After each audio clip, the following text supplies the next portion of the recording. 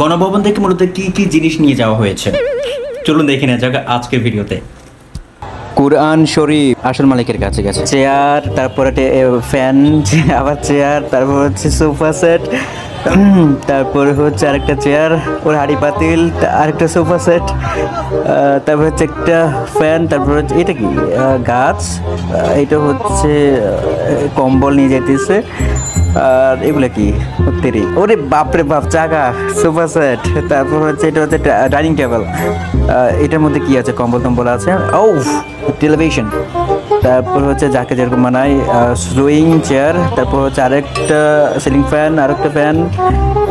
কম্বল এবং ওরে বাপ এসি, হাড়ি, তারপর হচ্ছে slowing chair, travel bag, deep fridge, একটা র্যাক, ল্যাম্প, তারপর হচ্ছে এটা কি জিনিস জানি না, তা এইটা একটা ডিপ ফ্রিজ,